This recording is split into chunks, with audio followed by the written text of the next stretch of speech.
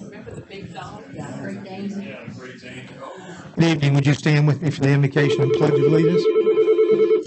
In one moment. Hey, Tom. We're doing the Yes, sir. We're doing the pledge. Yes. Yes. Mike Pfeiffer. Please bow your heads. Dear Heavenly Father, as we come together tonight here to do the business of the city, Lord, we ask a special blessing tonight on each and every person here. We ask a blessing for the mayor and council and their decisions. And Father, we ask for healing for mind, body, and spirit of all those people, Lord, that we are friends and family with and acquaintances with, Father, that are afflicted. Father, just guide and direct us, Father, and heaven save us. Amen.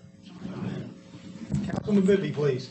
I pledge allegiance To the flag of the United States of America and to the republic for which it stands, one nation, under God, indivisible, with liberty and justice for all.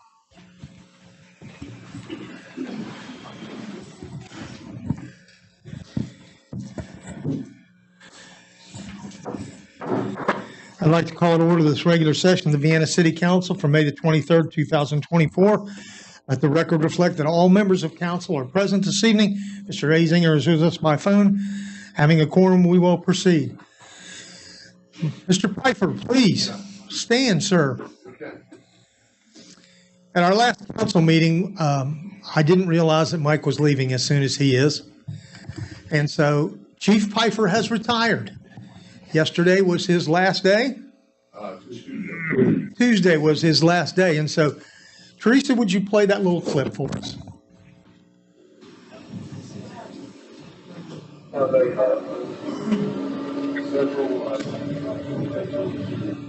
Thank you for years of watching over some dispatches to call. Been 7:52.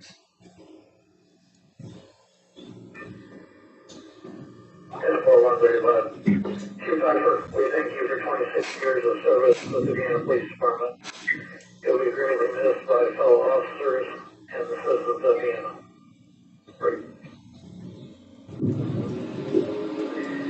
Vienna officers want us to relay this to you on their behalf. Chief, your leadership has prepared us for this day. We have it from here into your retirement. Central clear, 1409. Copy that. And with that, you're gone. Just like that.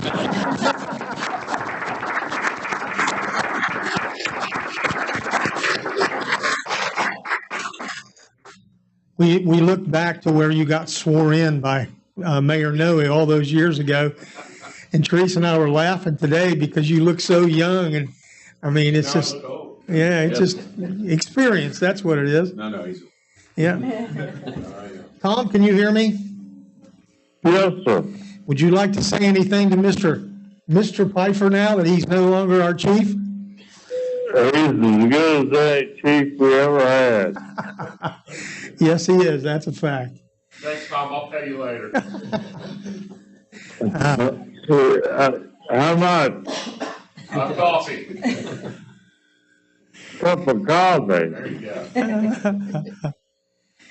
Well, I'll give anyone in council an opportunity to say anything they would like to say to Mike, and then we'll move on with the agenda. Say thanks, Chief, for keeping our families safe all these years. My kids grew up here. Blessed all the time we lived in Vienna, and it's been a wonderful city to raise a family. Because, in large part because of all our first responders. So thank you. Thank you. I appreciate that. It was an honor. I think the police department really progressed and grew under your leadership, Mike. And as far as the council, you've been extremely easy to work with in both positive and negative situations. So I certainly appreciate your years of service. When I saw your resignation letter, my first impression was, boy, I didn't see that coming. And kind of hit me in the face. But you'll be missed. Good luck in whatever endeavors that are ahead of you. So thank you again. Thank you. Appreciate that. It was an honor for all of you. Yeah, you spent, you answered all my questions. You spent time with me. Anytime I needed to come sit down, I really appreciated it. You gave me a lot of words of wisdom for my own way I shouldn't confront people when I don't know what's going on in their lives, kind of thing. So I really appreciate your wisdom and your patience with me as I've asked a lot of questions, and you've always been available. Thank you. So Chief, I would like to say, when I first got elected to council, it was such a pleasure that you have been so generous with your time with all of us. And really, for me, I got to learn a lot about the police department and how things work, and it was great. And I really appreciate your openness. And I also appreciate the fact that I got to know you a little bit as a person and the things that you are passionate about, and we share a lot of that. And so we're going to miss you here, but good luck in your retirement. I'm not a councilman. I'm just a lowly city attorney. I've had the pleasure of working with Mike as a chief, and I will say that as a chief, he has been an excellent chief. And you are very blessed to have had somebody of the quality and caliber of Mike Pfeiffer to be your chief of police. And Mr. Powell, you have big shoes to fill, both literally and metaphorically. But I've been a prosecutor for, I think I'm in 19 years now, and Chief, I worked with Mike when he was just a regular old police officer. And he's had a few years on me when I started. Not only was he an excellent chief, I want to tell you that Mr. Pfeiffer was a fantastic police officer. There are two types of police officers, I think, that come to the job, and they're the ones that view it as a job, and there are ones that view it as a calling. And the ones who view it as a calling always give a little bit of extra. You don't have any issue when there's a problem with them coming out, working late, doing extra details and extra shifts. Without question, Mike Pfeiffer was one of those officers. He's always been one of those officers. It's been my privilege to work with him. I hope that more officers will follow his example and remember that law enforcement is very important to our community. They are the peacekeepers. And Mike is the prime example of exactly that. The policeman for whom the occupation is a calling, and who always remembered that he was a peacekeeper. So thank you very much for helping me be a better prosecutor, and you did a hell of a job. Yeah, thanks, Mike, for all you've done. I know I haven't been around for a long time, but I appreciate all the times that we've been able to have conversations and stuff, and it's clear from all the comments this evening that your retirement is well-deserved, so enjoy it. Chief, you're a great father. You're a great brother because you've put up with Rob all these years, okay? But you're a great friend, and your leadership skills are incredible.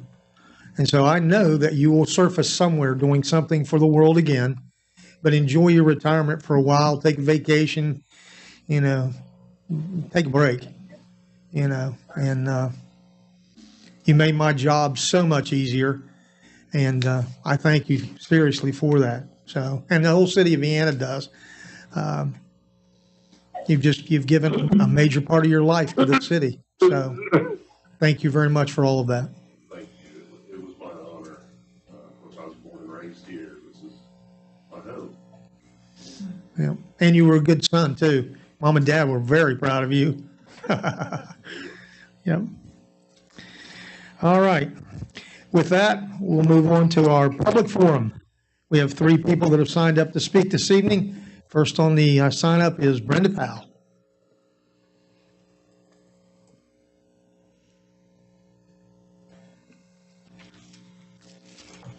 Good evening.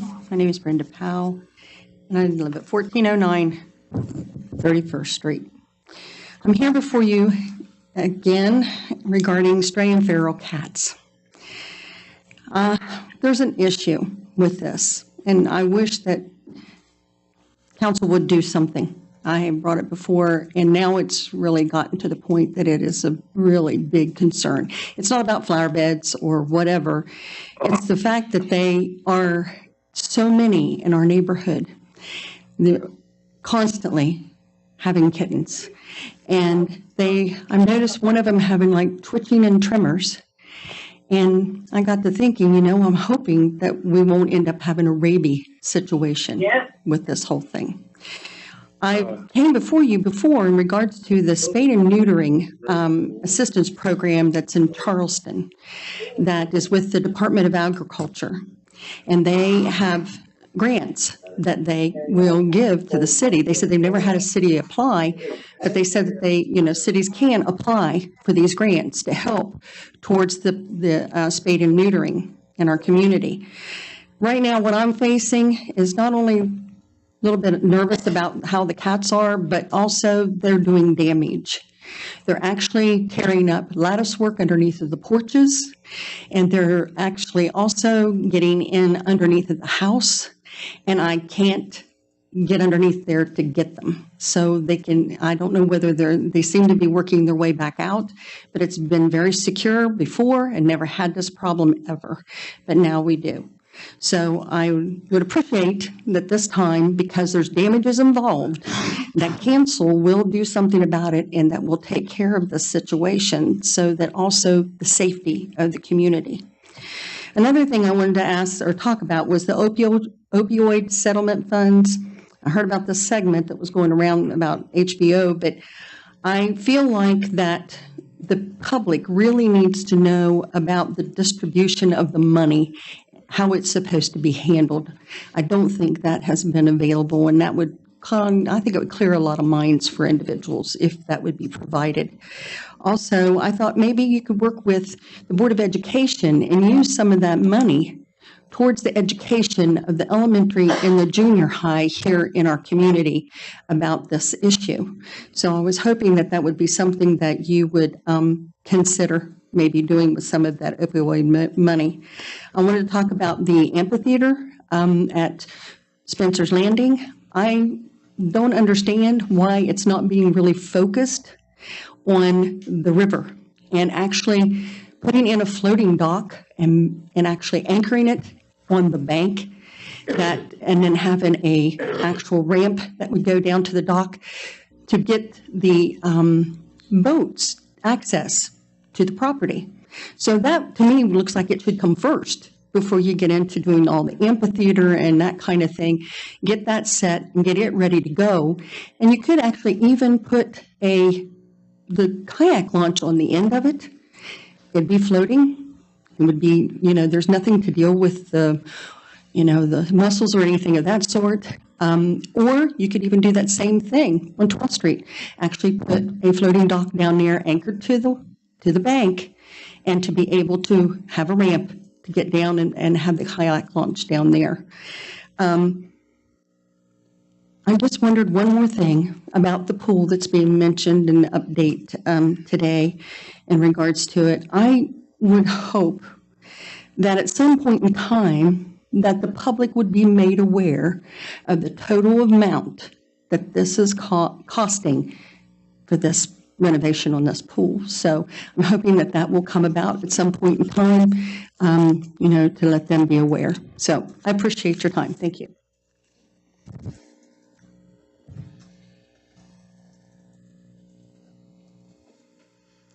Tammy Rhodes.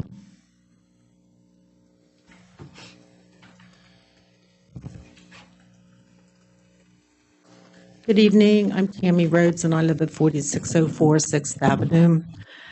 I'm here tonight to talk about the amphitheater. In every project development, the activity starts with the first step, which is assessment. And then you move on to evaluation and planning and the steps that follow them. I don't see that happening with this endeavor to create a 3,000 to 4,000 seat amphitheater. I see a few people who got together and decided what they wanted and then proceeded without any concern of what the public and the citizens of Vienna want. We don't need a huge amphitheater and parking for 1,200 to 1,500 cars with little true park area left and little green space left. How do we know what the public wants? There have been 2 instances gathering public input and opinion on what the public wants at Spencer's Landing. The first was in the spring of 2021, when the city put out a survey asking the public, quote, "What would your dream version of Spencer's Landing look like?"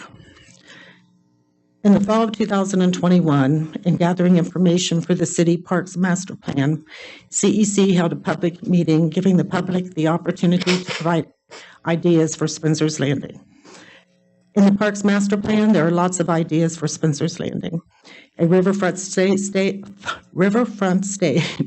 and an amphitheater with a bring your own chair type seating were on the list, but they were behind many other things that the public wants. So we know what the public wants from those surveys. The problem is that the city doesn't appear to care and does not take the public opinion into consideration. The city already has a plan for the entire area of Spencer's Landing that was developed by Councilor Mancuso. However, the only thing that the city wants, that 3,000 to 4,000 seat amphitheater, that's why it was put on the RFQ, because that's all the city is interested in.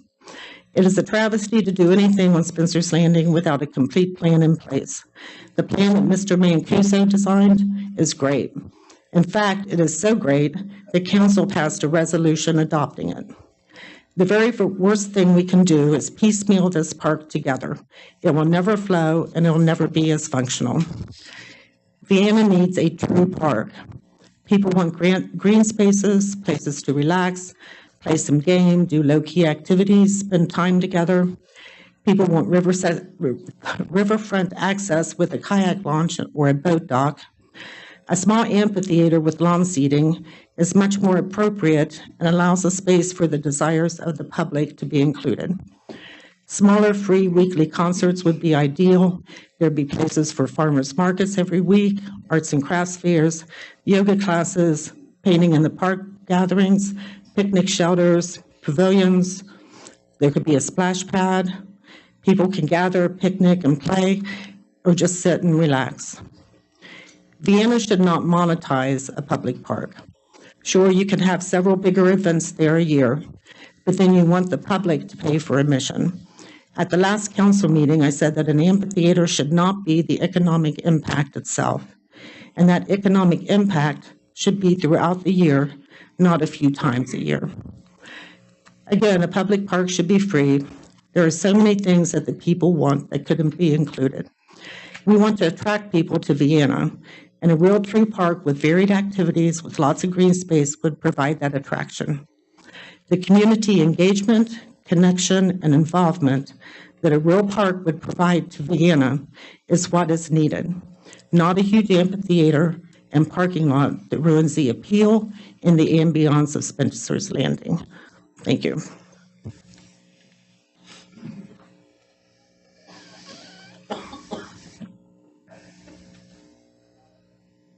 Tony Morrison.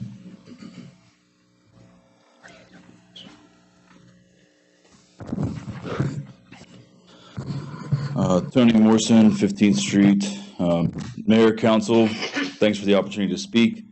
First thing I want to say is just a shout out to the city workers. We had a water break on our street, and those guys came out today and did a great job repairing. They were in there, out there quick. But one of the coolest things was my 3-year-old had his little hard hat on and his plastic hammer, and he was standing there on the porch, and they actually pulled the excavator over and let him get a close look at it. So really cool. Thanks a lot to those guys. That crew was awesome. Tonight we've got a pretty solid agenda, and there's a lot of good things happening. And I'm looking forward to hearing some good discussion, as I'm sure are a lot of other residents in the city. I want to acknowledge that the young men and the women of the Game Changers, we had the pleasure of meeting them, hearing from them last Friday, and this group's awesome. Really excited for the city to hear about them. And I think it's humans like these students right here that are going to make a difference in our community. They have recognized a need. Maybe, and in my opinion, it's the most important need, and it's a need to steer our teens, our teenagers, away from a life of drugs, away from a life that leads to pain and suffering. And they are doing it. They're doing their part. The question I want to ask everyone else in this room or watching at home is, are we? Are we doing our part?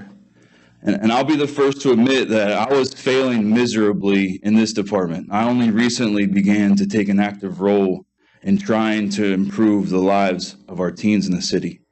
And I don't want to take away from anybody that's been in the trenches, because I know there's people out there, like Charlie Taylor's here tonight. He's going to talk about the youth sports we got going on. It's the next generation, though, is the most important. Every decision this council makes has got to consider how it will affect our teenagers. They are our future leaders. We have to address this main problem. We need facilities that our teenagers can enjoy. They can feel safe. They can hang out after school on the weekends. We need to give them activities that they can do.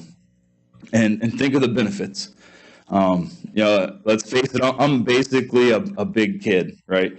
I'm kind of like a teenager that's got a little more experience, maybe a couple more gray hairs. But I would love to have a community center to hang out in myself, or a recreational facility.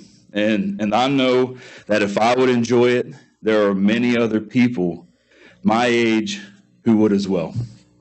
And it might actually encourage people to want to stay in this city after they graduate high school, after they graduate college, to bring them back. Unlike my class that couldn't get out of this town quick enough. If we focus on our teens' needs, we will improve our city. Sometimes I get caught up in thinking that everything that I believe is the right way, the only way, and I get to where I can't hear other solutions to the same problem because it's not my solution. But I want you guys to know that, here, this is not the case. Whatever this council or this city comes up with to address the main problem, which is our teens, I will support. And I believe there are many out there that are thinking the same way. But it needs to be the main purpose, our main focus, our main objective. Thanks.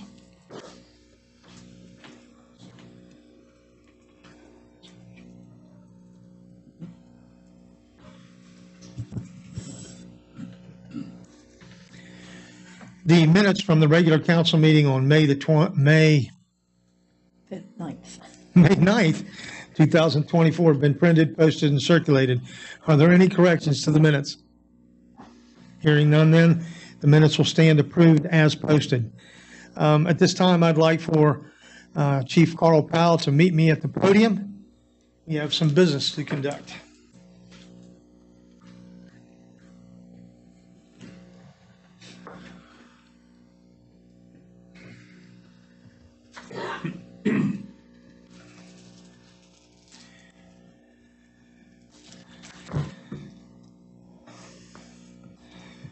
So the first item that's on our agenda this evening is a resolution acknowledging the appointment of Patrolman Carl Powell to the Vienna Police Chief position. Be it resolved by the Common Council of the City of Vienna that it hereby acknowledges and welcomes Mayor Randall C. Rapp's appointment of Patrolman Carl Powell to the position of Police Chief of the City of Vienna, effective May the 20th, 2024. The chief's annual salary is $85,280 with benefits. I'll entertain a motion for the approval of the appointment of Patrolman Carl Powell to Vienna Police Chief. Second. It's been moved and seconded that we approve Patrolman Carl Powell to the position of Vienna Police Chief. Before we take our vote, I would like to read you a brief bio on Carl L. Powell II. He was born and raised in Wood County, West Virginia. He attended Williamstown schools until his sophomore year of high school and then transferred to the Marietta Christian School and graduated in 1993. He married his beautiful wife of 28 years, Tracy Johnson Powell, in 1995, and he joined the United States Air Force in October of 1995. He started his military career in Dover, Delaware, arriving in early 1996. He received orders to Germany and spent 3 years from 1997 until 2000. He applied for a special duty assignment at Andrews Air Force Base, the home of Air Force One, while he was in Germany. He was fortunate enough to get that assignment and obtained his clearance to be part of the support for Air Force One. Additional assignments while at Andrews Air Force Base included loading the President's limousines and Secret Service vehicles on aircrafts before the President traveled to speaking engagements. He left the United States Air Force in March of 2005. He was hired into the Vienna Police Department in April of 2005 and went off to the West Virginia State Police Academy. He was a member of the Vienna Special Response Team from 2005 until 2018. He was a member of the Wood County Crash Team from 2005 until 2018.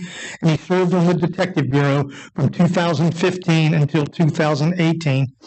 And then he was with the Parkersburg Narcotics Task Force from 2021 until 2024. He was Officer of the Year in both 2020 and 2016 and 2018. I'll open the floor for any discussion on his appointment.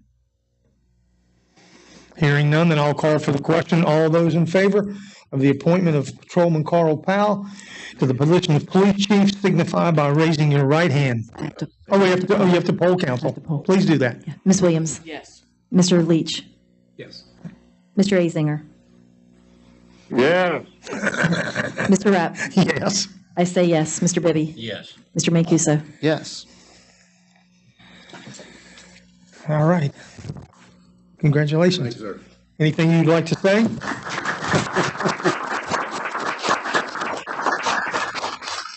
Not very used to being up there. I think we've pretty much covered as far as how hard the shoes are going to be to fill. Chief Piper has taken the police department to the next level. As far as the police department, there is no major changes that I'm looking at all, but we can all admit that police officers aren't perfect and the police department's not perfect. So there's always room for improvement, and we're going to be looking for the small improvements. But I look forward to this challenge, and my office is open just the same as his was. So anyone in council or anybody else that wants to come into the office and talk, feel free, because I'll be happy to meet everybody.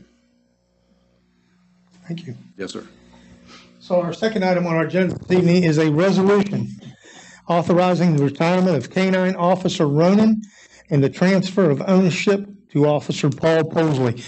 Mr. Scogstad, would you read that, please? Yes. Be it resolved by the Common Council of the City of Vienna that it does hereby authorize the transfer of ownership of Vienna Police K-9 Officer Ronan to his handler, Paul Posley, as is set out below. Whereas Officer Paul Posley is a K-9 handler for the Vienna Police Department, assigned K-9 Officer Ronan, and whereas the City of Vienna owns a police dog named Ronan, and whereas the City of Vienna is elected to retire K-9 Officer Ronan from active duty in its police department, effective May 31st, 2024, because of Ronan's age, and considering his breed, as the date of his retirement above, he will have reached the end of his serviceable duty. And whereas the City of Vienna, upon the recommendation of Chief Carl Powell, has considered the following. 1, the active working lifespan of the K-9 officer. 2, Ronan's age. 3, and the K-9 Officer Ronan is rapidly approaching a time when he knows he is no longer able to perform his duties as a K-9 officer. Whereas under West Virginia Code 1920-25, retirement, transfer, or disposal of state-owned dogs and horses, the city may authorize the transfer of ownership of service animals no longer able to perform their duties as service animals to the animal's handler. And whereas the officer with whom the dog was trained to work, Police Officer Paul Posley of the City of Vienna Police Department, has bonded with and wishes to continue to care for the dog. And whereas the dog does not have commercial value if sold by itself once decommissioned, nor should it be paired to a new handler. And whereas the City of Vienna wishes to give the K-9 Officer Ronan to Police Officer Paul Posley.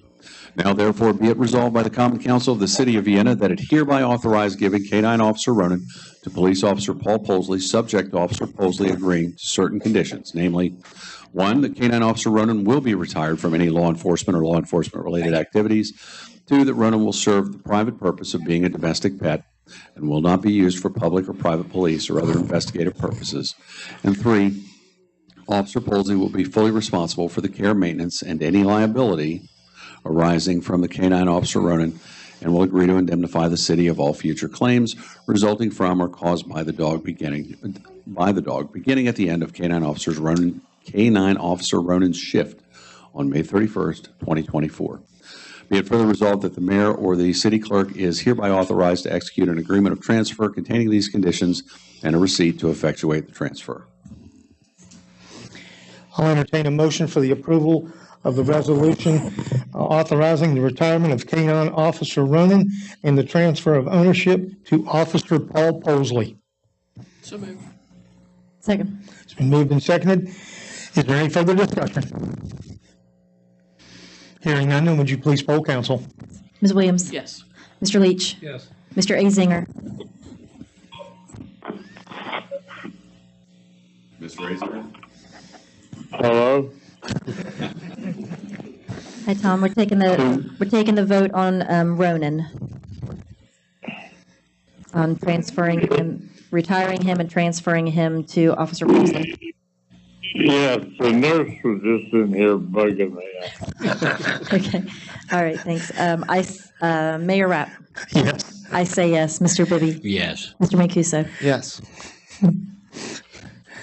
Motion carries unanimously. Paul, if you bring Ronan up here, that would be great.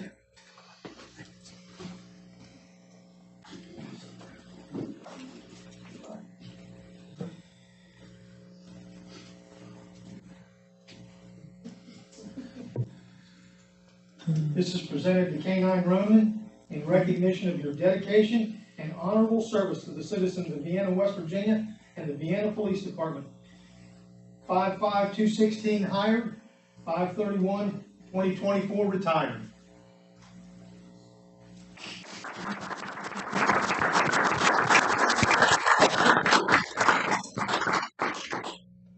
I'm not going to keep folks a long time on this because the statistics could go on and on. This dog, this has been a wonderful dog for us.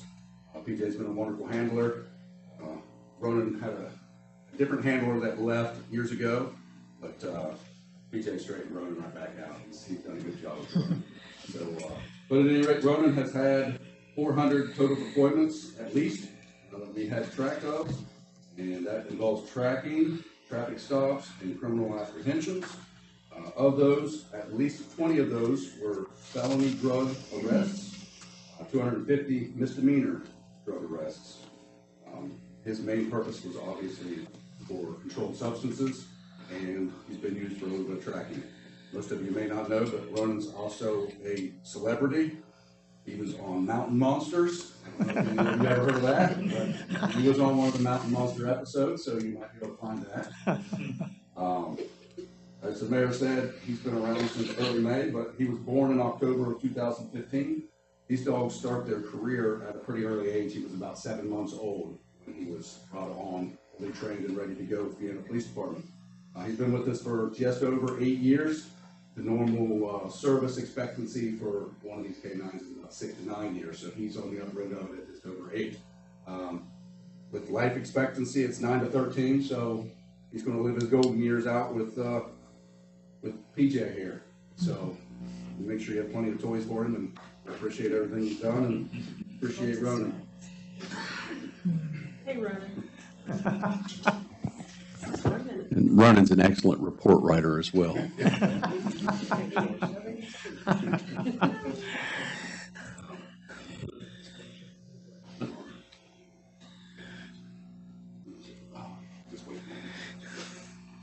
All right. So we have a special recognition this evening. So, Connor, Chief would like to see you. How are you, young man? So this young man right here is kind of been spoke about a lot here at the police department because he stepped up and done a very courageous and special thing with some other children.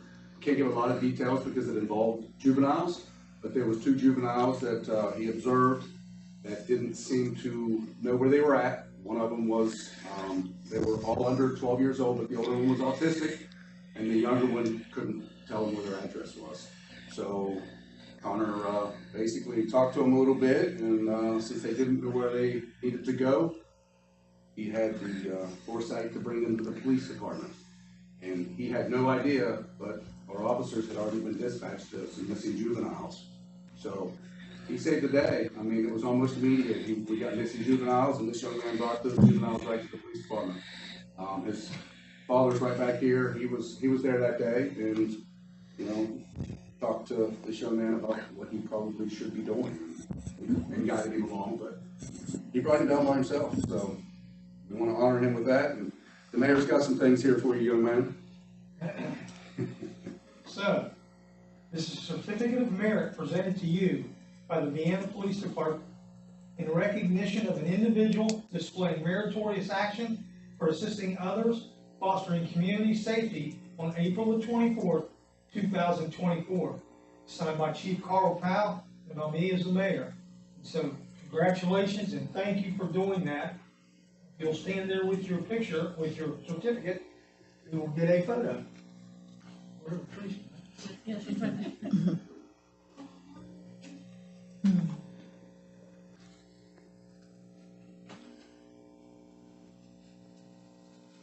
Oh, and by the way, I happen to have an envelope. Okay? This is pretty special, actually. This right here is pool pass number 1. You see that? Nice. 001. There you go. All right? That'll take you to the pool and locked. If you run out, you call me. I'll make sure you get another one. Okay? And they thought you might be interested in a gift card from Dairy Queen. How about that? All right? You don't have to take your dad. You can. All right? Thank you so much. Good job,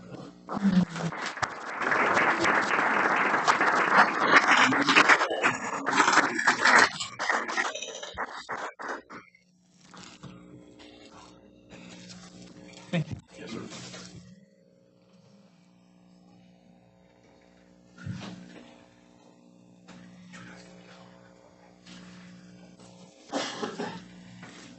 Here we go.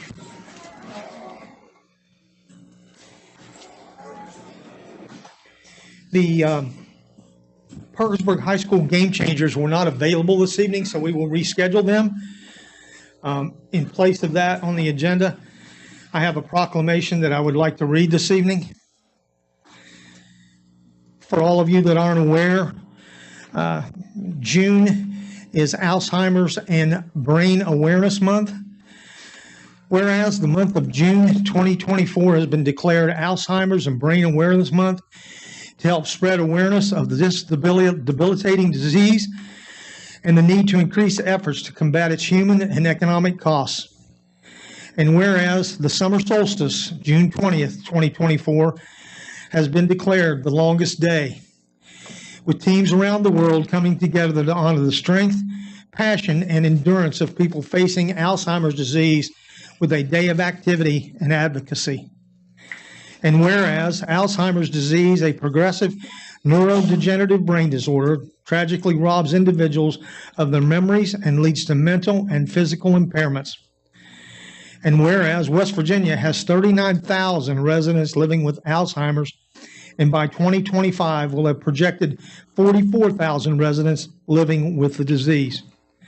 And whereas West Virginia Medicaid spends $445 million caring for people with Alzheimer's, and whereas Alzheimer's disease is always fatal, and today it is the 6th leading cause of death, and whereas Alzheimer's disease is a family disease impacting West Virginia spouses, partners, children, siblings, and other relatives who provide unpaid assistance to a loved one. And whereas West Virginia caregivers devote 120 million total hours of unpaid care to family members valued at over $1.5 billion in non-government financial support. And whereas individuals living with Alzheimer's disease and their caregivers need acknowledgement, support, and services to meet their needs over the lengthy progression of Alzheimer's disease and related dementias.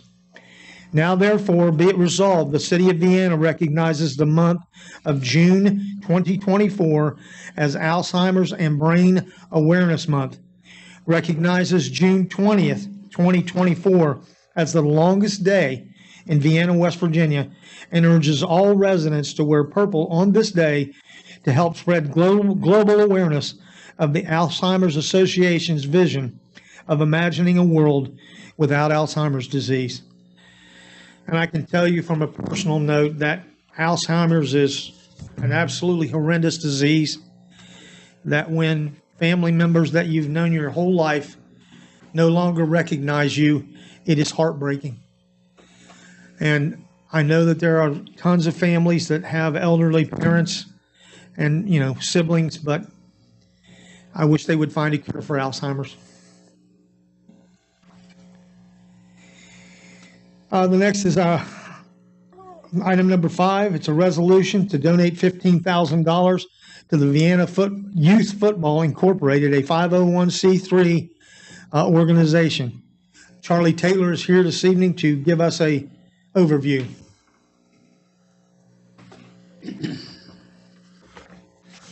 Hey guys, thanks for having me. I didn't really prepare much, but basically Vienna Rec used to offer tackle football for our youth.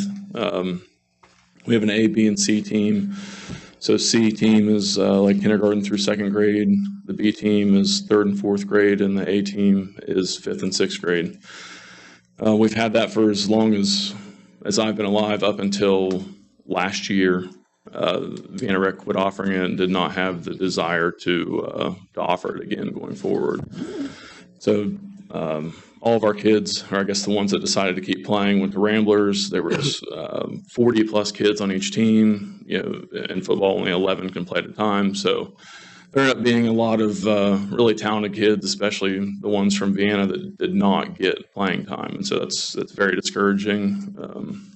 As a young athlete, and my fear is that these kids are going to quit. They're going to quit playing altogether. So I got together with a group of my friends that all have kids that are that age that want to play football, and we decided to create a 501c3 and try to bring it back. And so we're kind of starting from scratch, and so we're reaching out. We've got quite a bit of funding in already from private donations, and we need to raise about $40,000 is what we're expecting for all new pads, uniforms, referees, insurance, all kinds of things like that. So this would just be a one-time thing to get us started, and then I think that we'll be able to be self-sustaining after that. But we're asking for $15,000 from the city out of that $40,000. All right. Oh, and we already have 52 kids signed up. So. This is a resolution to donate $15,000 to Vienna Youth Football Incorporated, a 501c3. Be it resolved by the Common Council of the City of Vienna that whereas the City of Vienna recognizes the importance of youth sports to the children, parents, and citizens of Vienna, and whereas youth sports in Vienna have had a strong tradition of helping to shape the future leaders of our city, our state, and our country. Council hereby donates $15,000 to Youth Football Incorporated, a 501c3 nonprofit whose goal is to promote and facilitate youth football in the city of Vienna. Further, the mayor or his designee are hereby authorized to take any steps as are reasonably necessary to complete this donation. I'll entertain a motion for the approval of this resolution. So moved. Second. It's been moved and seconded that we approve the resolution. Is there any further discussion? I have some questions about it.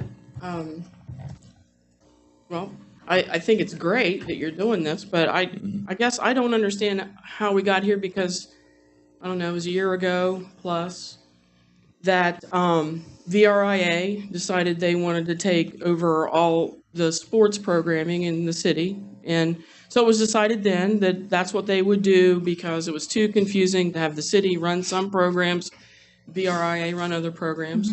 And so it seems like we're kind of repeating that if we're going to let another group come in and run one program. versus everything being under the umbrella of VRIA. And am I incorrect? I thought that VRIA had a flag football program. They do. Okay. So, what's confusing about this to me is, one, VRA is not here, so we can't hear what the whole thing, the plan, and how it's going to work with them. I didn't go to the last park board meeting, but I don't think that went through the park board either. This request seems to, just for me, I don't have any knowledge of it ahead of time, so it just seems like it comes out of nowhere. But another issue or another question I have about it is, I did look up that 501c3 that you just started, and it's a month old today, which is great. But I'm concerned because there's no way you can have your IRS designation letter yet. So I don't know how we can. Actually, I have a letter that was provided to me that's dated May 13th, 2024. It says, "Dear applicant, we're pleased to tell you we determined you're exempt from federal income tax under Internal Revenue Code 501c3. Donors can deduct contributions they make to you under IRC Section 170. You're qualified to receive tax deductible requests," and so forth. So it appears that they've received their designation, and that's for Vienna Youth Football, Inc. So they received their designation early, or not early, but they received it earlier this week. That was the question that I had when it was presented to me is, do you have your designation from the IRS as a 501c3? And I believe you have a copy of the letter. I don't have a copy. I'm sorry, I believe that Mr. Taylor has brought a copy of the letter.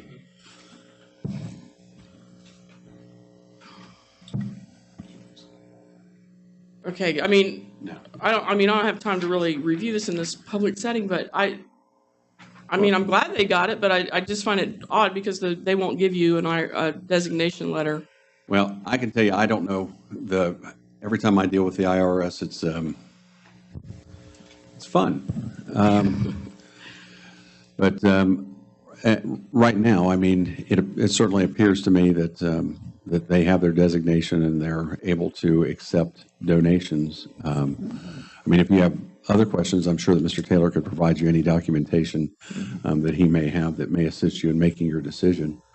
But right now, I think that they are, or it certainly appears to me that they are able to receive donations, and they're able to act as a 501c3. The other point that you brought up was the fact about Vienna Rec. Mm-hmm. And I did speak with Jeff Slusher, who's the president of Vienna Rec and the park board. And because Vienna Rec does not support tackle football, they have no objection to this whatsoever. And as a council, I don't believe that we as a group would support any agency that competed against our own kids. This is a totally different avenue because it is tackle football. And so they blessed it, and that's the reason why it moved forward. Okay.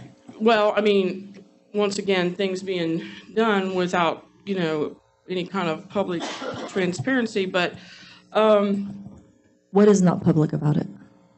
well, What are you because my talking about? understanding of the process is things go before the park board for recommendation, things go before budget and finance, especially this has to do with money, and that didn't happen either. So, I always question the process. It's not been open and transparent, but Can I read the endorsement letter from VRIA? yeah, I would love that. Yeah, okay. So this was, they were going to try to print it out on their letterhead. They didn't have a chance to, so I asked if they would just send it to me and I could read it, and then we can add that to the record. To the mayor and Vienna City Council, the Vienna Recreation and Improvement Association decided in 2023 that we would be discontinuing the tackle football program in favor of an expanded flag football program. The flag football program mitigates a lot of safety concerns, gives kids a lot of opportunity to play, and is generating interest in youth football in Vienna. Although our flag football program has had great participation, there is still a desire for a tackle football program in Vienna. The Vienna Youth Football Organization is a newly chartered 501c3 organization created to organize tackle football in Vienna, West Virginia. The new Vienna Youth Football Organization is a separate entity from the VRIA. Although both organizations will offer football programs, the two will collaborate rather than compete with each other. The Vienna Youth Football has its own board of directors, budget, and procedures completely separate from VRIA. The Vienna Recreation Improvement Association is in approval of Vienna Football's program and are excited for the opportunities it will provide for the youth of Vienna. The VRIA board voted unanimously to donate all of our usable tackle football equipment to the new youth football program. We look forward to working in collaboration to grow interest in football and provide opportunities to our youth. Thank you. That was signed Jeff Slusher, VRIA president. Well, thank you, appreciate that. So, I guess another question I have, Charlie, are you doing baseball right now with VRIA? Are you over the entire baseball program? Yeah. Okay, so I have to ask, why not just develop this programming within VRIA? We tried that, but they did not want to have anything to do with tackle football. Yes. And so we proposed, for if it would be okay with them if we just started our own organization to run tackle football, and they were okay with that. But they did not want to have it under VRIA. So okay, it would have been a much simpler approach, but we've got the 501c3 now, so it's all behind us. The hard part's behind us anyway. Yeah, I just feel like we're kind of taking on the same problems we just got over. Got rid of? Yeah. Let me ask you a question too about the flag football, and this may seem like a silly question, but I don't know the answer to it. About tackle football. Do they allow girls to play tackle football too? Yes. So it's an inclusive program because it's a rec program. Yeah, I went to Neil the other day, and there was 2 girls that stayed and signed the paper that they were interested in playing. Okay. They actually like girls to play middle school, like girls. The girls that have the ability or play are welcome to play middle school football. We had a girl on my son's middle school team last year that was an excellent football player and a fantastic athlete. And I don't think that any football program at that age will turn a kid away that can run, carry a ball, and tackle somebody. So, boy or girl. I'll also speak to just the differences in what type of programs, because we think about like the Ramblers, they've got a great reputation for their program. They've been established for a very long time, and it's a different animal, tackle football, and that type of competition. Vienna Rec felt like flag football complemented their goals and their programs that they offer, and that's why they wanted to expand their flag football program, and it is very successful. It's growing and is doing very well. They really see flag football, because for a rec program, you get kids of all different skill levels and experience. And it's a great entry point for people to get involved in sports. A lot of people who've gone on to play on their school teams started with a rec program. And so that's why Vienna Rec really wanted to continue to focus on flag football as opposed to tackle. Tackle was also a major expense, and it's very expensive. Mm-hmm. And so it was decided that it would be better to not continue that program and continue to invest in flag football and expand all the other programs that we have, as opposed to tackle. And then when this proposal came along, you're really having guys that just want to run with it and are passionate about it. They know how to do this. And it's my understanding, can you speak to this, Charlie, that Coach Kimes has also gotten involved and has kind of helped with the transition. There's been a need for more cohesive feeder programs to the high school. And he is able to come down with these guys and give specific help and guidance with their programs. And that is, in a lot of ways, it's not something that, I guess in my mind, is more rec. It's still recreational. It's still how would you define I mean, are the Ramblers a rec program, or you guys? I wouldn't necessarily consider it a rec program. Yeah. I mean, it's a competitive league. Yes. And so. Yes. So yeah, in that sense then, because it's a competitive league, that kind of takes it was in our view, it kind of took it out of a rec program. Not that the rec games and baseball and all these other things aren't competitive, because they are.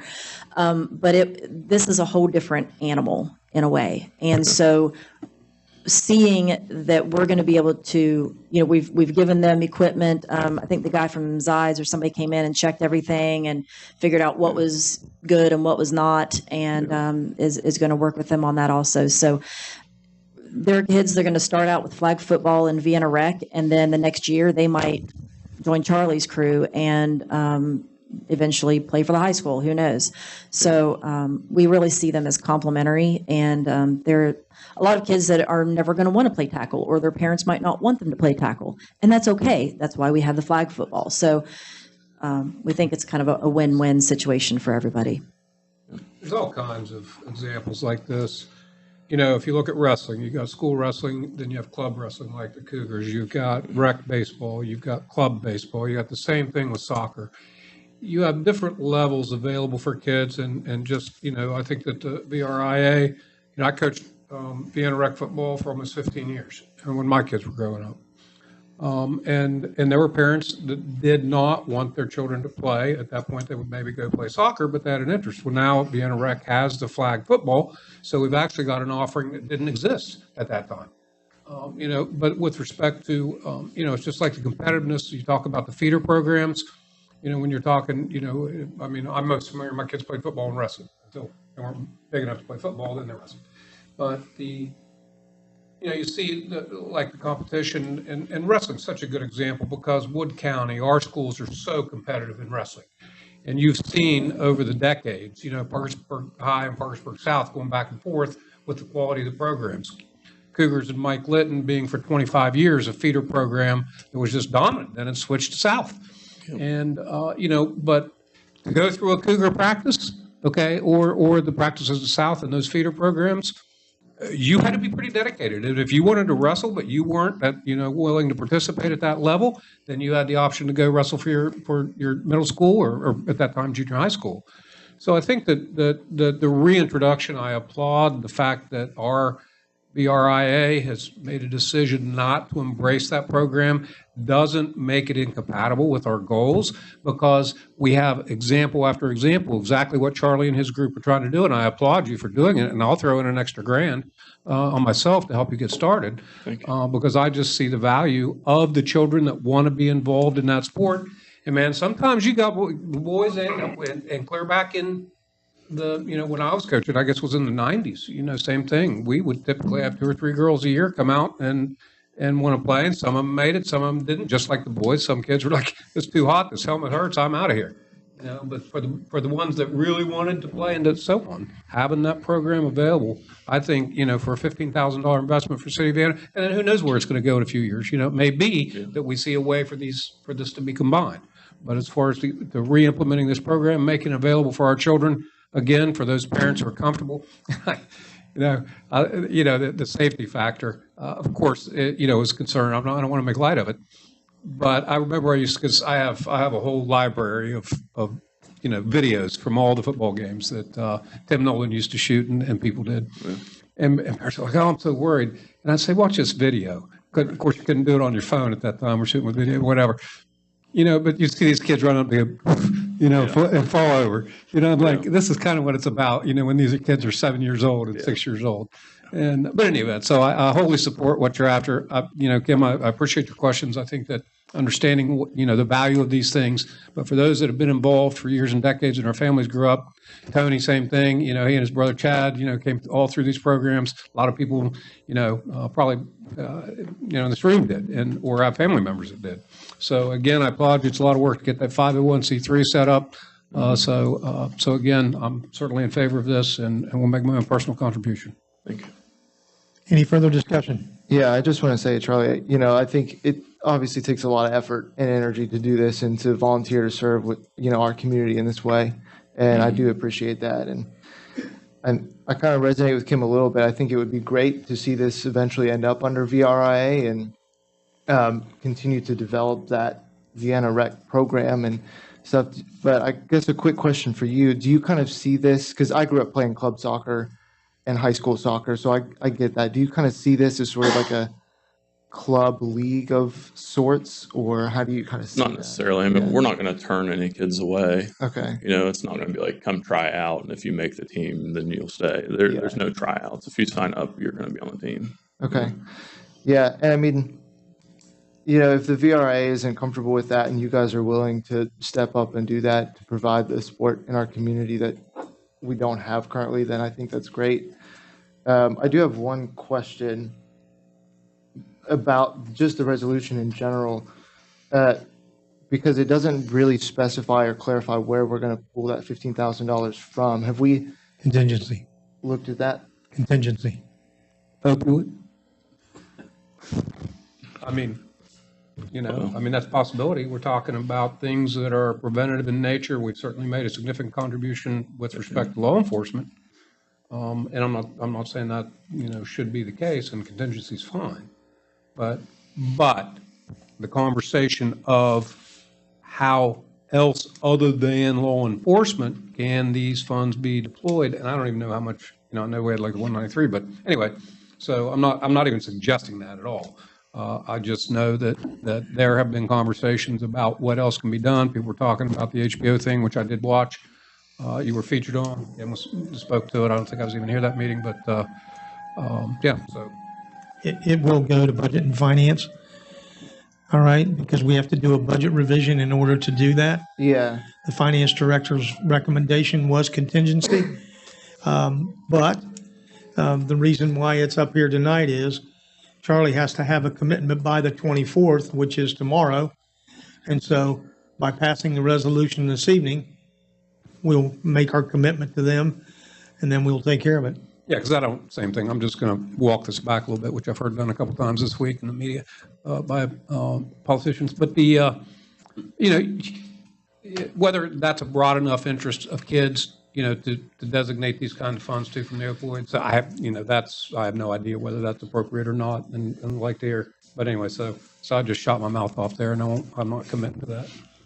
Yeah, so I guess to follow up on that, then can you clarify why we have to have it designated by tomorrow for you guys, or is there a deadline you're trying to hit with something? Yes, because there's lead time for uniforms and equipment, and just so we have them in time for the season to start. Gotcha. Okay. Mr. Azinger, do you have any comments, sir?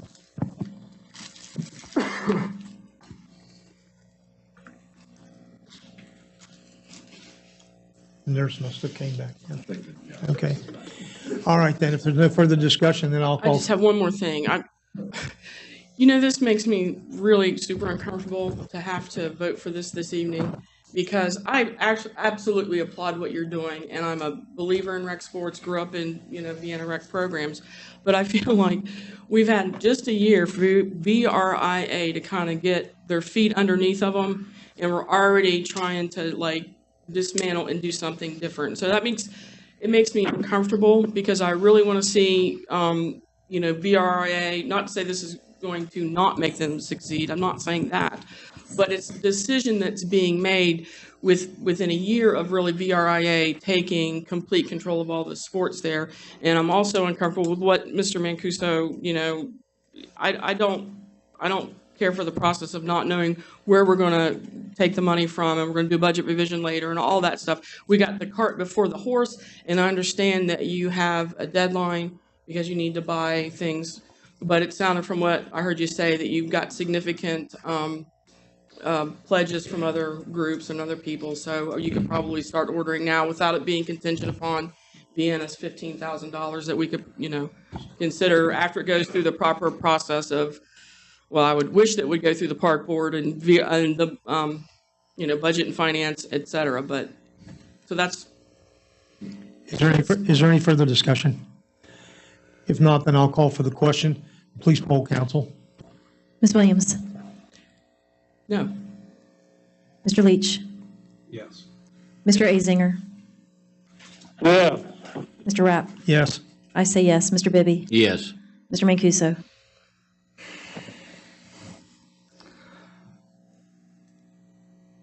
I'm going to have to say no. All right. 5-2. Resolution passes 5-2. Charlie, thank you for all your service. Before you step away, I'm not sure everybody here is aware that Charlie, and are you actually president of UCCI? What's your title? Vice President. Okay. So Charlie is vice president of UCCI, and UCCI is the contractor that built our swimming pool. And this coming Saturday, we're going to have a ribbon cutting and open the pool back up after a couple of years. And I wanted to publicly thank you for all of the time that you invested in the details of this project. First off, you have a fantastic crew of people that work for you, but you also went with all of the subcontractors that, in my opinion, are the best. Yep. And so when people see that new swimming pool and walk out on that deck and look at, I mean, it's fabulous, Charlie. Mm-hmm. And so to you and your employees and the people that make it happen, thank you. Our citizens and our kids are going to enjoy this for the next 50 years. Yep. And it's just remarkable what you all have done. And I know we pushed. Yep. And we did. Sorry. Okay. And You're allowed to. We're going to make it. Yeah. You know. Yeah, we're there. So anyway, thank you for that. And thank your guys. I thank Randy, your site supervisor. Yeah. He was there again today, and they moved the pole. Yeah. It's they gone. did. So Yeah. anyway, Yeah. thank you, Charlie. We really appreciate it. You're welcome. Seriously. All right. Yeah. So we move on then. Next item on our agenda is a resolution accepting a $2,000 grant from the Parkersburg Area Community Foundation to provide pool passes for qualifying individuals. Be it resolved by the Common Council of the City of Vienna that it hereby accepts a donation from the Parkersburg Area Community Foundation of $2,000 to implement and fund a program providing pool passes for qualifying individuals. I'll entertain a motion for the approval of the resolution and accept the $2,000 donation from the Parkersburg Area Community Foundation. So moved. Second. It's been moved and seconded that we approve the resolution accepting a $2,000 donation. Is there any further discussion? I just want to say I'm excited to hear this. It was great to see it on the agenda. We last Friday, it was just mentioned, we attended the the Wood County Prevention Coalition meeting, and we're working on some stuff with that to try to provide, whether pool passes or pool nights or something using some of their funds or opioid funds or whatever we can do. Using the opioid funds is challenging under the guidelines for just to do something. So this is a ready-made Parkersburg Area Community Foundation giving $2,000, which is great. So it's a good start. So thank you. All right. Is there any further discussion? Just a quick question. Do we have sort of a protocol for how folks can apply or, get access to this for support? We do. We reached out to Parkersburg, and we got their application. Okay. All right. So yes, we're good. We haven't gotten the money yet, but we're good to go. Okay. All right. Would you, if there's no further discussion, then I'll call for the question. Would you poll council, please? Ms. Williams? Yes. Mr. Leach? Yes. Mr. Azinger? Yeah. Mr. Rapp? Yes. I say yes. Mr. Bibby? Yes. Mr. Mancuso? Yes. All right. Motion carries unanimously. Thank you very much. The next item on our agenda this evening is the discussion on the amphitheater for Spencer's Landing.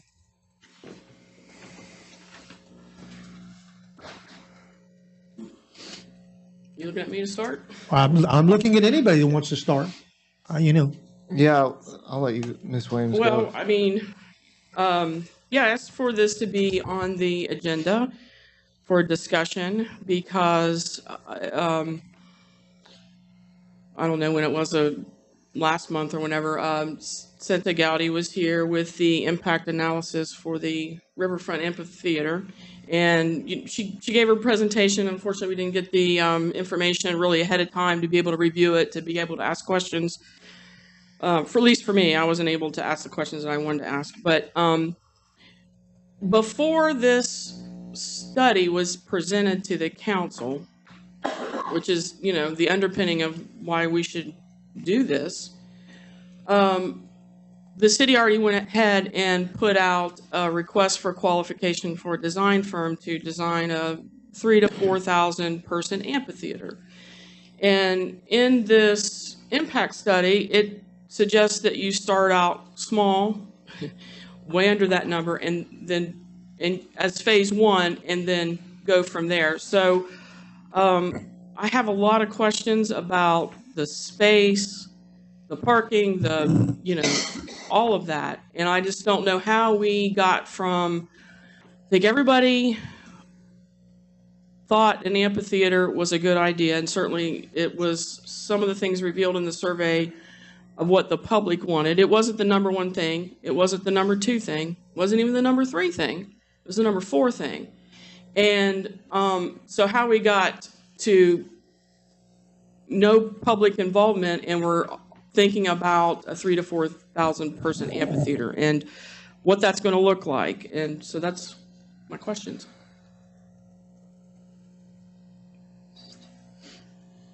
I'll jump in here a little bit. You know, so I was, you know, part of looking at for this discussion, looked back and looked at our Parks Master Plan, which didn't include that, but in effect had some soccer fields, which I think, you know, really aren't the highest best use for that space by the river. You know, I noticed an article in the newspaper, well, it's probably a week ago, that Washington County or Marietta, there was a $9.4 million investment coming for their riverfront development.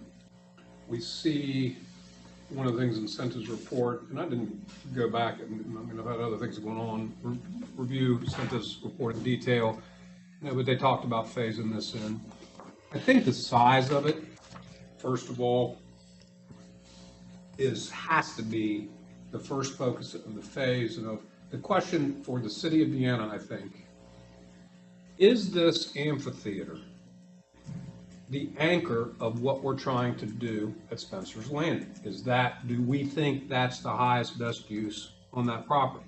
We all have our opinions, or we'll develop opinions about that. I've given this considerable thought for a long time. You know, Chris has always talked about how long it's taken to bring Spencer's Landing along, and so we've all had opportunity to consider it. The size, you know, and the parking and the challenges with respect to that. You know, 2,500. I mean, I suppose the size could range anywhere from, I would think anybody would say at a minimum you need 1,000 seats. You know, and maybe at the upper end of that, 3,000. Okay. Well, if you take that potential size range, then the first question, you know, that is begged by that is, where is this parking going to come from, and what does that, you know, involve?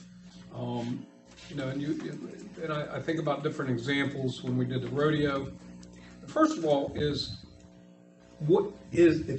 ever since I've been on council, it's like, is the demand there? You know, I remember the first question I ever asked on council was about the senior bus trips. And I asked Linda, I said, you know, and we were funding that.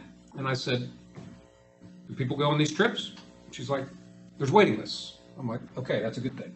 That I can get behind that, right? Is there a demand for it? And I think with respect to the amphitheater, when we've time and again been pointed to this bird air type pencil roof, a covered amphitheater, different than basically, you know, I was looking at the Parkersburg amphitheater, and it's essence, you know, rows of concrete, okay, that you sit on, and that's it, okay? And they offer certain, you know, in Point Park, I mean, you know, compare Point Park to the Marietta levee and the flood we had this spring, right? Marietta takes it on the chin when it floods because they don't want a flood wall. I mean, it's just a conscious decision. They want the river. Parkersburg opted for decades, you know, whenever it was, you know, but that really limits what they can do with that space they have there. And you know, fortunately, we're a little higher, and I think we are significantly higher than at Point Park. But So, and then also consider the other park opportunities we have. I think we have, with McDonough and so on, we have about 400 and some acres of parks. There have been conversations about, with gee whiz, green space and this and that and the other. We have that, right? We have those trails. We have that kind of, I don't know what like Dolly Sodge, the just really wooded, trails that you can go to. We have that space, right? This is the water. And the, in Jackson Park and the park plan. And I love everything I saw on that master plan of the park. I love the connection from McDonough Park to Spencer's Landing, and you can walk it, and you can push a wheelchair, and you can get there from here, and to be able to connect all through Vienna, and people can walk through it. I've always felt like that was really a strong part of it. But the discussion that you're talking about with respect to Spencer's Landing, the RFQ, I believe there is interest, I think, and it's not just interest for Vienna, because this is a broader issue than just, do we want an amphitheater? It's like, what kind of a community, what kind of a draw, what kind of a culture are we trying to build in the next 10 or 15 years for the city of Vienna to keep our kids here, people here, and to draw new citizenry, new business, culture, history. I mean, we talked about the 7 habits of highly effective cities and so on, and all these things. And if you look at also our surrounding, Marietta, Belper, I mean, I see such a synergy that could come. And actually, with the opportunity, and, sometimes it's, and I'm not saying that's how big, but go big or go home, that I think our opportunity to develop the premier riverfront presence in the Mid-Ohio Valley and then work with the other communities to develop, this kind of recreation, which if you look at the studies and, what people are into, this is it. Adventure, water, access, and, and I think that the developing and I do believe in the phasing. Because and I go back to where I started, and then I'm going to finish up. If City Council decides that this amphitheater should be the anchor and should be the premier part of the development of Spencer's Landing, okay, then, all right, focus on what does that look like? How do we best serve that? What does it take, to develop that? And then what do we want to develop from there? And that includes the rest of that 17-acre tract. It includes the production side, potential parking on the Manville side. It includes 12th Street, and beyond. So as far as the discussion and getting somebody with experience, as far as, a firm to say, these are some potential ideas. And I've got plans to go. I want to go to Dayton.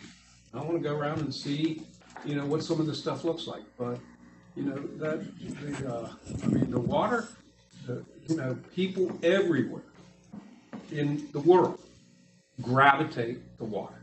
Okay, and we have this opportunity here, right in the heart of Vienna.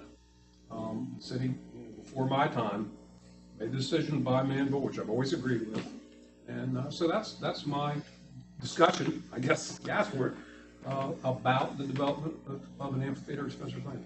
Okay, so I guess I'd like to put my 2 cents worth in on this.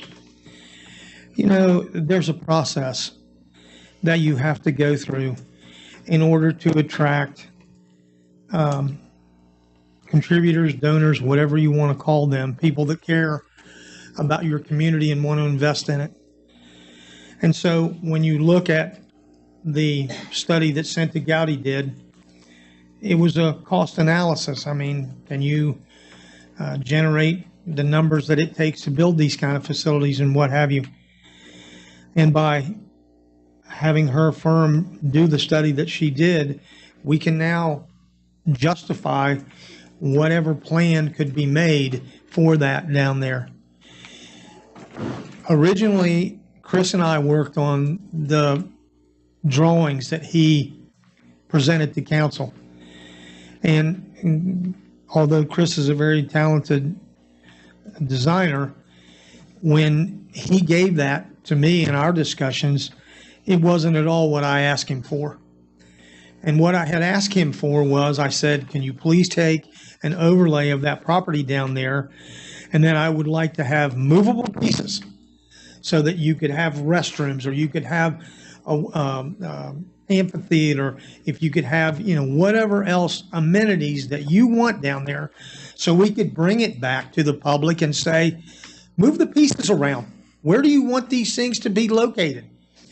The thing that he gave was more of a finished product. Okay? When it came to council, it's like, okay, fine, I'm going to vote for it because we'll move on, but we'll amend it when it gets actually time to build it. All right? And so there's no way to move any of the things around on a done drawing. And so my thoughts about what we could put down there don't mean anything because there are so many people involved that everybody should be able to express their desire to have a walking trail or an amphitheater. But when you start bringing people in of any number, you've got to have restrooms. You've got to have parking. There are certain things that you have to have in order to make it a pleasurable experience. Because if you have to walk from one side of Spencer's Landing to the other just to get to a bathroom, that is not going to be easy for small children or someone that's handicapped or whatever. And so those are the things that need to be looked at. And so in this process of going out for an RFQ, there are professional people that can do this, that can look at that site and put the pieces in, but we have to tell them what pieces do you want. The location of them is the key to proper planning. And so I want a bandstand. I like music. I think it's great to go down and listen to a concert on a Friday evening. And I know that the people in Vienna would respond very well to that, whether it was, country music or Christian music or whatever kind of music you want to bring, people will come. And so for me, the amphitheater doesn't have to be this gigantic Taj Mahal. Now, if we get lucky enough and a donor says, yes, we'll fund that for you, then why wouldn't you build a year-round facility if someone else would like to have their name on it? That would be fantastic. But if not, I'd be happy with a smaller one as long as we can have music concerts. We've got the perfect location on the river. We've got what people are looking for. It's just the design of how you put the pieces in down there and how they best work together. That's why I am in favor of the RFQ, because these people are professionals. They've done it a lot of times. The people that we've talked to have been through the process multiple times and can show you cities that they've actually helped. And so, but it's not my opinion. It's, what I want does not mean that anything like it will happen. It's what the city of Vienna wants. Comments for you? No, we're going around the table. You're next. will eventually. Okay. You know what? I'll say something here in a little bit. I'm not prepared to say. Roger? On the issue of parking, how many people attended the rodeo? Do we know? Rod does.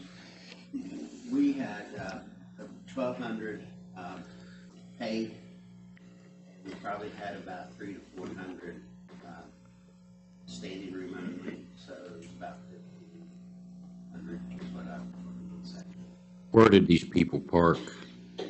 They parked at Spencer's Landing. They parked along 28th Street.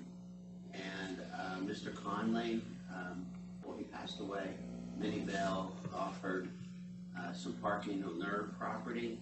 And what they did was gave us 25% of the proceeds. They volunteered it, we didn't ask, so those are some of the places I knew where they were parking. I'm going to add, we did not park, I don't think we parked anyone over on River Road. I don't know, Chief, if you were involved in that, but we wanted that for safety reasons.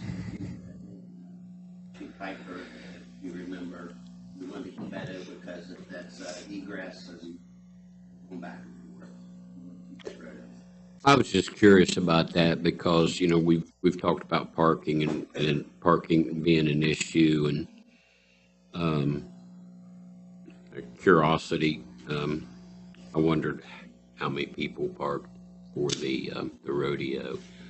So we don't know of any major problems with the parking for that event. Is that correct?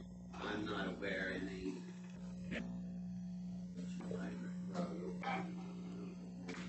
Everyone was very happy. That's a significant amount of people attended that event. And I certainly can see a similar amount of people attending programs at Spencer's Landing. So, thank you. Chris? Thank you. Yeah, so first of all, I want to kind of go back to a presentation I gave back in July of 2022 to council. Before I do that, I do want to reiterate that I am a licensed architect in West Virginia, Ohio, and Kentucky. So I am a licensed professional and have quite a bit of experience designing parks and public places for even nearby communities.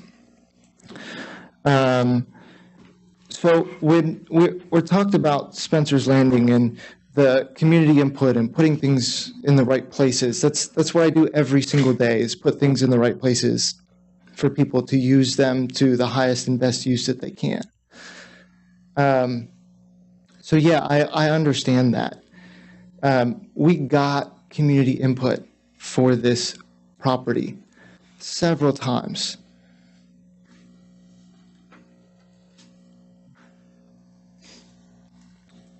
We had a survey with 100 and some results, more feedback for Spencer's Landing than we got for our 10-year comprehensive plan. Almost double, which shows that people are interested in this property and the value that it has for our community. I took the time to compile that, break it down, analyze it, and understand that data. From that data, from our community input that we gathered, I proposed a plan. Here's what we have currently. Here's what I proposed over 2 years ago. These are all parts and pieces. And this is what we call in architecture, we call this a concept design. Early design phase in which things are absolutely movable. As a licensed professional, I understand organization, flow, circulation, programming needs, all of those things. So this is my first attempt as a concept design to lay out an idea for what Spencer's Landing could be. As you can see, there are many aspects of this which were asked for via the survey that was done over 3 years ago. I looked at places for shelters, for event spaces, for small family reunions. I proposed playground spaces with splash pads that were open and free to the community. I proposed a botanical garden or wildflower garden for bees and pollinators. I proposed solar canopies, solar panels that could facilitate weekend markets to provide shade for those vendors who could, instead of bringing their loud generators, plug into solar panels and have shade. I provided an idea for a food truck park because we know that that's a need for our community here. I think that everyone here knows that there are several food trucks around that we all enjoy, and how great would it be to have them all in one place and serve a farmer's market or a private event down at Spencer's Landing. Yes, the waterfront is extremely valuable. It is different than McDonough Park. It is not a forest, it is a waterfront, and I laid this out to celebrate that. A walking trail along the riverfront that people could access and sit at benches and enjoy the view That is important. I show an amphitheater, yes, and I showed it with an open lawn. And I think I put in here open lawn seating, and that green space there shown could easily hold 5,000 people.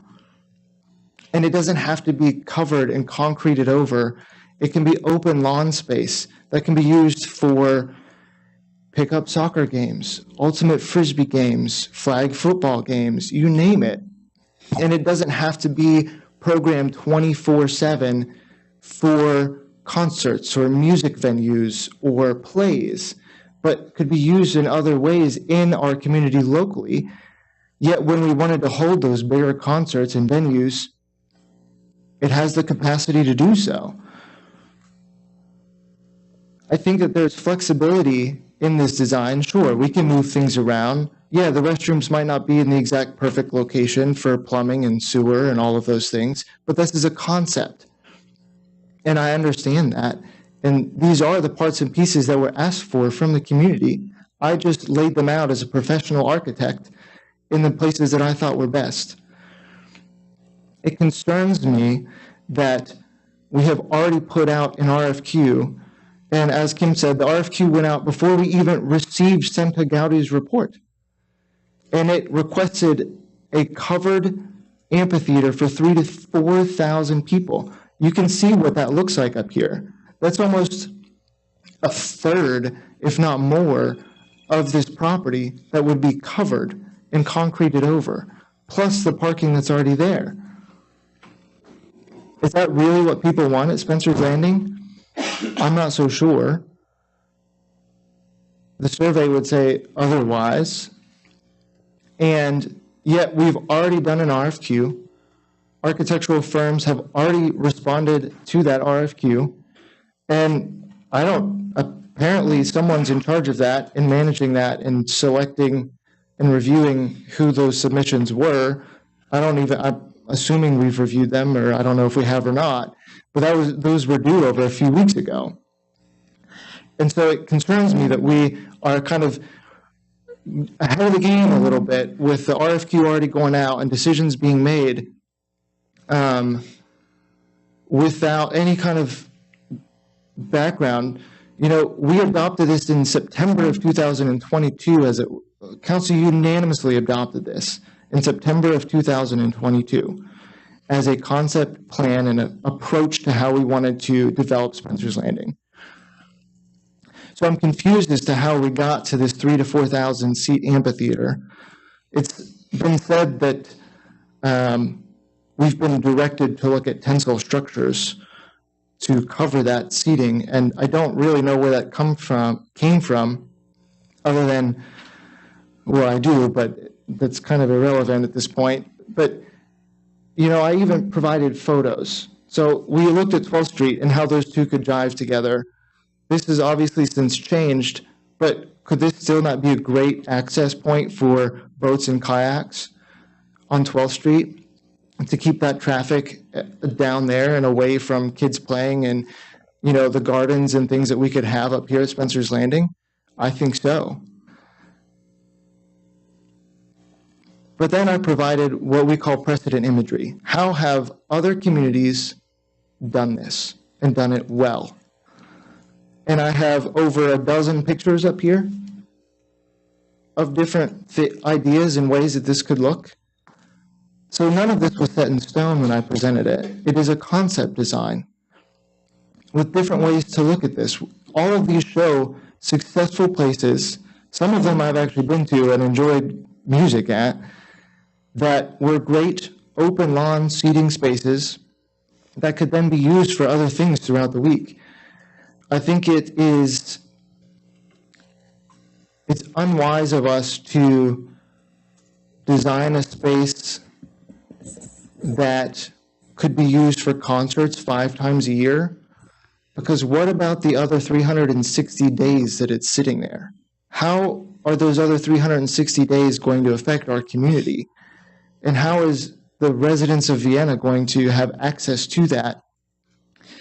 If it's just an amphitheater, then it kind of becomes off-putting for people to want to be down there and enjoy the riverfront and enjoy the riverfront access that this property provides. And I think that that has to be considered here. So I'm not quite sure where the next steps are for this. And if we are already interviewing different architectural firms, but I'm concerned we're interviewing architectural firms who are coming into this with an idea that they are designing a 3,000 to 4,000 seat amphitheater, because that was how it was presented. And so they're going to come with proposals for that and ideas for that. And I don't even know if they had this concept that was approved by council available to them.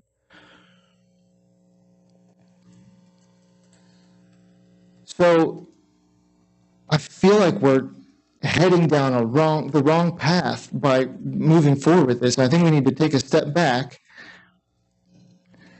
and make sure that we look at what we've approved as a concept. And if there are, overwhelming evidence that we need to concrete over 2/3 of the park to put an amphitheater down there, then so be it. If that's what people really feel like is the highest and best use for this property, then so be it. I might disagree with that because I love nature and the outdoors and hiking, and I love, grassy spaces along the river that are welcoming and warm and inviting year round and not just for 5 events a year. But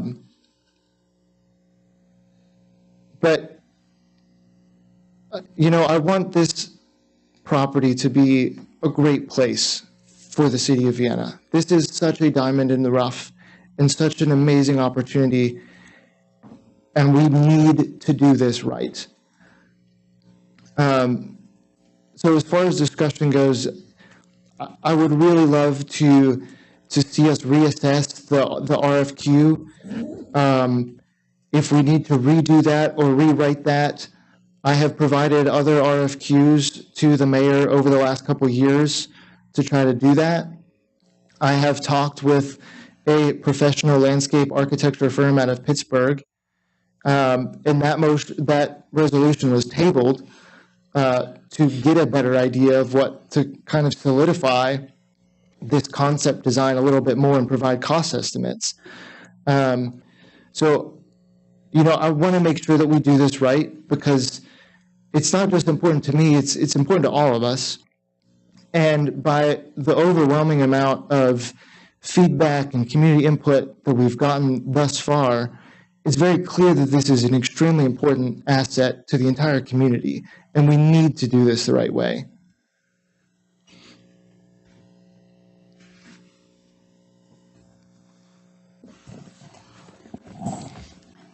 Thank you for reviewing that. Reviewing all of that. I'm not in on any of the design things or anything like that. I don't know where we're at with the RFQ stuff and all that process. I do like, one of the things priorities-wise for me would be that the space is flexible, can be used for multiple things. So in my mind, I had always pictured grass to put chairs on, but like I said, nothing has been put in stone yet, so I'm open to seeing all different kinds of options. This might sound trivial, but I get real detailed on stuff. Is I don't care if it's open lawn seating or whether it is concreted or whatever the seating looks like. I gotta be honest, I'm worried about geese. They make a mess, right? And so I want to know, what kind of things or what kind of designs do you have to put in place to try to either clean it well and often? Who's doing that? Are there things that you can install and do? And that's not just for the amphitheater. That'd be for like a splash pad. I love the one in Cincinnati. Have you seen the one in Cincinnati at the riverfront? I love that one because it's very sciencey and like the kids can play with the flow and all that stuff.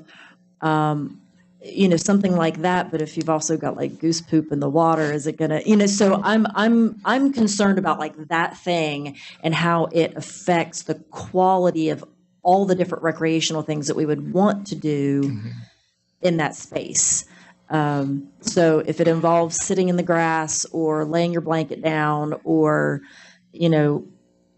enjoying a picnic shelter, whatever it is. So whatever it is, if there's things design wise that can help kind of mitigate that, I would love to see that, because you don't want to put all this money and design into something and then it's just still gross. Sure. So, yeah. And a couple of other things to consider about this property and the development of it. Ideally, it's designed in such a way that there's people there morning till night and late into the night when we have a great concert going on.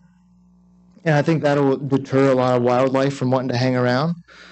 But the other thing you have to consider is if we do a full-blown amphitheater like that, and I spoke with some folks up in Morgantown about this, they have full-time staff to book that venue out to try to make ends meet, to make the money work so that they can even run that place.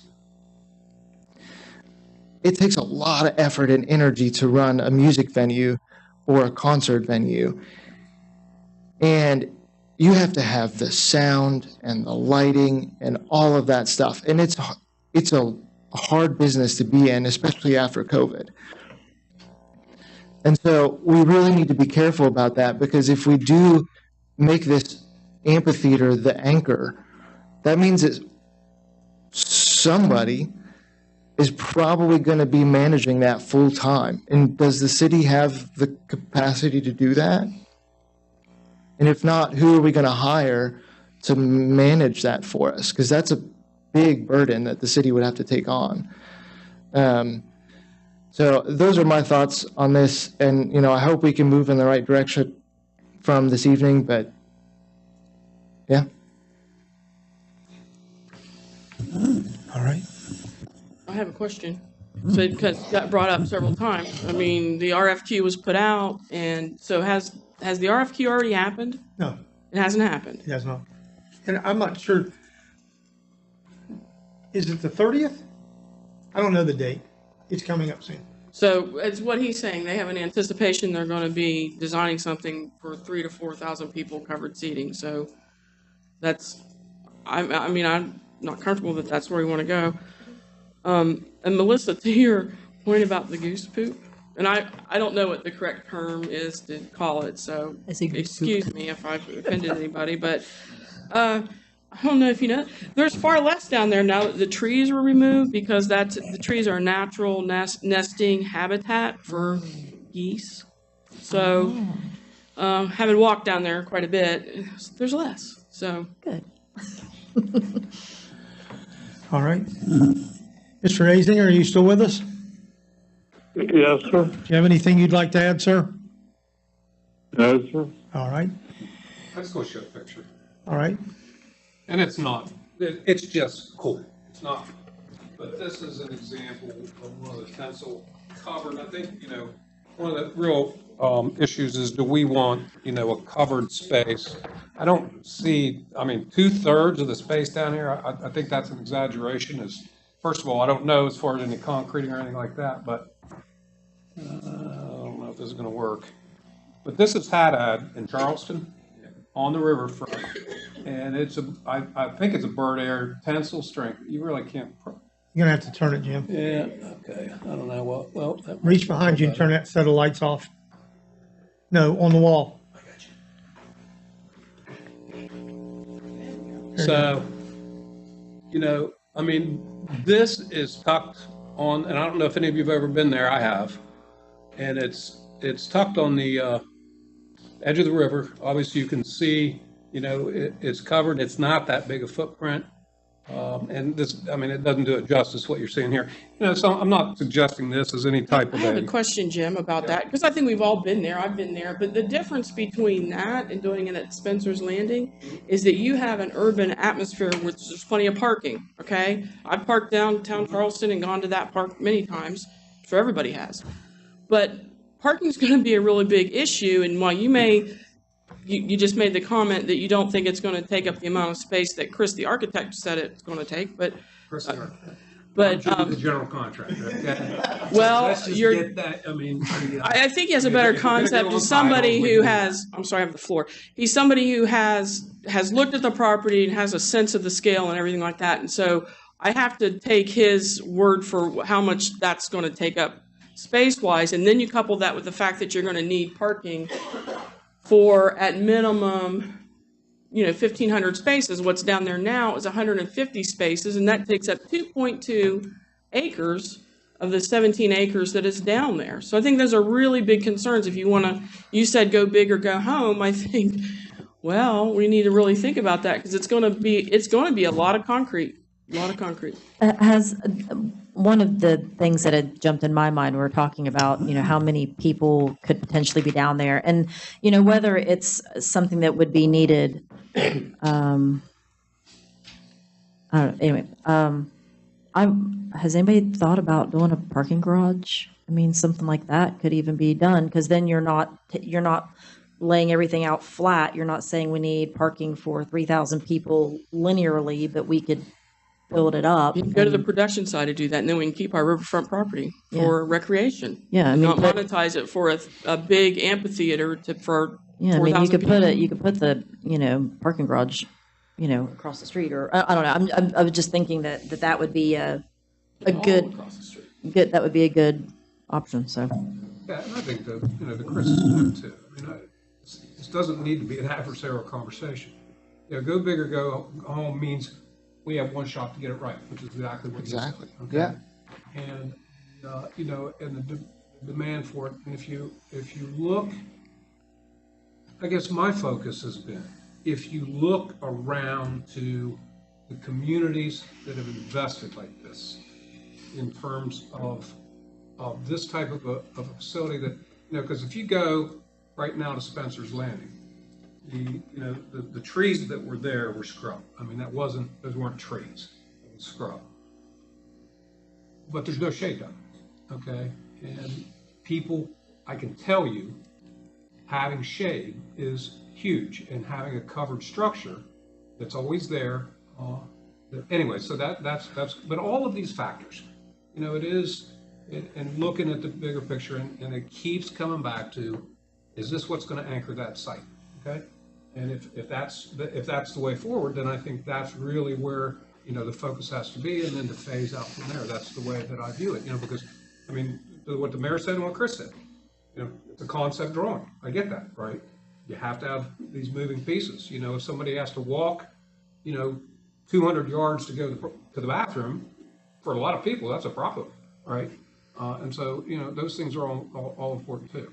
And then it's also been discussed, like you said, that if that's the direction that we go, then it does require that investment, not just in the structure itself, but the support and the maintenance of it, the facilities around it that support its uses in terms of, restrooms, dressing rooms, whatever, for performers, all that, and it's a big deal. It's a big deal. It's about as exciting as, I'm pretty excited about the pool, no doubt, but, this is more my gig, and this concept on the river, I think, is a once-in-generation opportunity, just like the pool is. And for, all of this to be happening at once, okay, but that's where we are. And what I do believe, and I think that if we will remember, a big part of doing the economic impact study with CENTA was in order to be able to incentivize and demonstrate that this is something that foundations and others may want to invest in. It's not an economic impact study, though. It's an impact study. It's not an economic impact study. It's not. I mean, these are guesstimates on what could happen if you go ahead and you put this in place. But I mean, I think this study is rather thin. There's probably less than 30 pages, actual pages. I know there is far less than 30 pages that's actually useful, because the rest of the other part of this document is another study for another town, Charlottesville, and then there's a whole bunch of pages that's just some towns' schedule for their amphitheater. So there's a lot of fluff in here. You know, there's not a lot of substance in here. All right. Yeah, I want to make sure that moving forward, we're very clear and we have a very clear direction, because it sounds like we're going to interview firms that submitted to this RFQ at the end of this month. And what next? How much flexibility are they going to have in the design of this thing to right size it, right fit it? We should be careful about that, because we don't want to pigeonhole ourselves into signing a contract with a firm that we say, yeah, design us an amphitheater for 4,000 people, check. Sign on the dotted line, check. And then we go and say, wait, we changed our minds. We really only want it to be for about 500 people, and we want, X, Y, and Z added to it.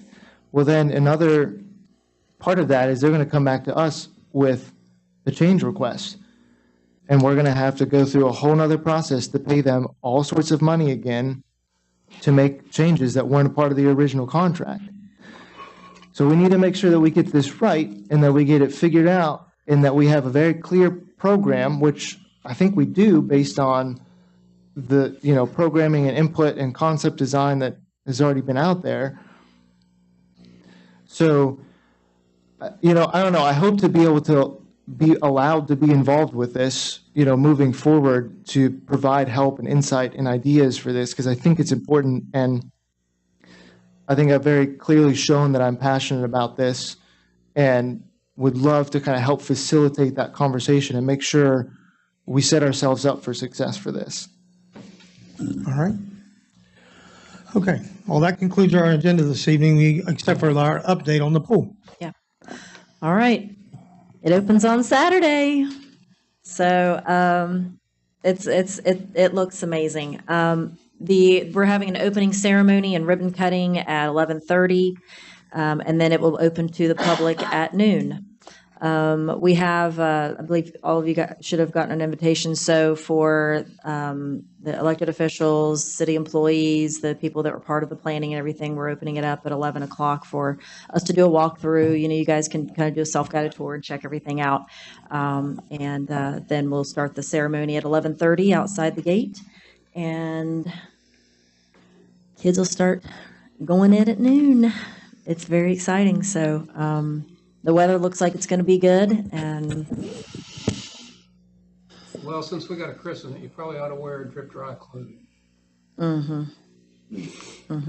Yeah, I'll have layers That's on. what the crew teams do. They throw their water. Is that what happens? Yeah. Yeah. I'll make sure and chain myself to something. Yeah, thank you.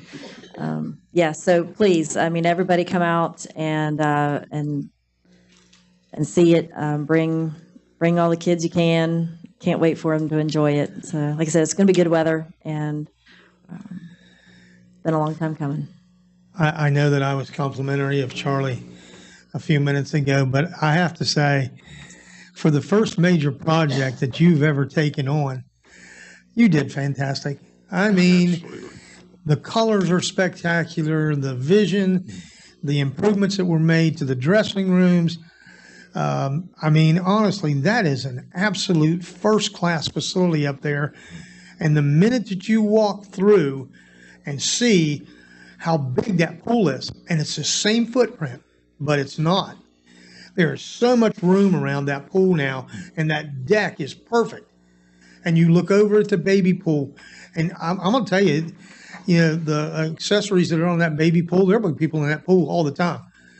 And all the diving boards are still there, but the lighting system that's in that pool at night, the lights in the water will change multicolors. It ought to be spectacular. And once the slides are in, it's going to be a beautiful thing just to see. But at any rate, you designed all the outside of the buildings. You took care of all the the special details inside for all of that stuff. And, I mean, you did a great job. You just did. Thank you. And so, I'm excited. You know, I think this is one of the nicest things that's been done in this city for many, many years. And, you know, Charlie's guys built it. You helped design it. I think it's fantastic, and I think everybody else will too. I do. I think so too. And I'd throw her in the water too, Jim, so. A lot of people have wanted to throw me in the water. All right. Anyway, yeah. All right. You want me to remind you about the ice cream social? I got, Okay. about what? The ice cream social. Oh, I got it right here. Okay. Yep. Okay, so we go to council comments this evening. I hope you all take the time to go down to Spencer's Landing. The Flags for Hero display is up again, and it's very, very pretty to look at it across the riverfront. We're coming up on the Ice Cream Social, June 14th, over in Spencer Park. Everybody in Vienna will be there. You know, it's the premier event. And then on Tuesday, May 28th, Wings Etc. is doing a Dine to Donate event where all the proceeds, they're kicking in 10% of all pre-tax food and soft drinks. All the proceeds go to the Friends of Vienna for the Freedom Festival. And so if you have an opportunity to go down there and eat dinner, they're going to kick part of the money back to the festival for the expenses and all that. So please support them if you can. Any other council comments? Question. Hey, Rod, you were asking about the attendance at the rodeo. I Mr. Bowie, but the concert events that we had at the mall, Home Free and the Elvis guy, which I really liked. What was, do you have an estimate of what the attendance was at those events? Yeah, I think we were looking between, over the course of the 3 days last year. No, I'm talking about at the. Okay, I think both of them totaled close to probably 12 to 15 is what we were looking at. About 12 to 15,000, but Cynthia used 10,000 on her stay. Well, let me make sure I understand. So is that the combination of the two events? Days, yeah. So just have it, 5,000-6,000 people. That's kind of what the estimate I remember was at maybe at the Home Free, 5,000 to 7,000 people. Okay, I'm just curious. Thank you. All right. Mr. Azinger, anything for you this evening? No, sir. All right. Meeting adjourned.